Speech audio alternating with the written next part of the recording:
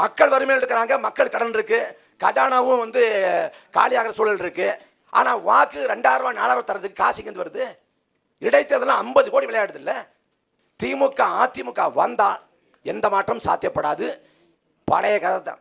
அப்போ ஒரு மாற்று உருவாகணும்னா பெருந்தலைவர் காமராஜரோட 9 ஆண்டுகள் ஆட்சியை வந்து கவியரசு கண்ணதாசன் காலத்தின் கடைசி கவனினார். காலம் ஒரு முறை கடைசியாக கணிவிட்டுருக்கின்றார். அதே போல வரலாற்றின் கடைசி வாய்ப்பு நாம் தமிழர் கட்சி. நாம் தமிழர் கட்சி ஆட்சியின் செயல்பாட்டு வரை வைக்கிறோம்.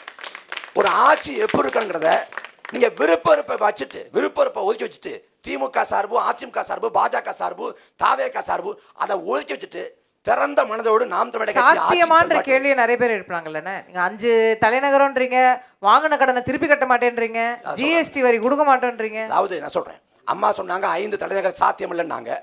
அவங்க தலைவர் எம்ஜிஆர் திருச்சி தலைநகராக்கணும் அப்படின்னாங்க. இப்போ என்ன சொல்றோம்னா, தலைநகரத்திலே வேலை வாய்ப்பு, தலைநகரத்திலே கல்வி எல்லாம் இங்கே தான் கிடைக்கும்னா நகரங்கள் பெருகிக்கொண்டே வருது, நகரங்கள் வீங்குது. அப்போ இங்கே வந்து நகரமயமாக்கல் ஆகுது, எல்லாருமே இங்கே வந்து குவிகிறாங்க. கிராமங்களில் கல்வியை, வேலைவாய்ப்பை, மருத்துவத்தை கொடுத்துட்டா இந்த நகரங்கள் வீங்காதுங்கிறதுனால நாங்கள் தலைநகரத்தை வந்து பரவலாக்குவோம், 5 தலைநகராக மாற்றுவோம் அப்படின்னு சொல்கிறோம். அதே போல் இங்கே ஒத்துழையாமை இயக்கம் சாத்தியப்பட்டுச்சுல, வரிகுடா இயக்கம் சாத்தியப்பட்டுச்சுல்ல, அதே போல் ஜனநாயக போர் முறை நாங்கள் சண்டை செய்கிறோம், ஒரு அரசாக இருந்து சண்டை செய்கிறோம். ஐயா ஸ்டாலின் சொல்லியிருக்காருல, நாங்கள் வரி கட்ட மாட்டோம்னு. அது எப்படி சாத்தியப்பட்டுச்சு? எது ஒன்றும் சாத்தியத்திலிருந்து பிறக்கிறது இல்லை, தேவையில் தான் பிறக்குது.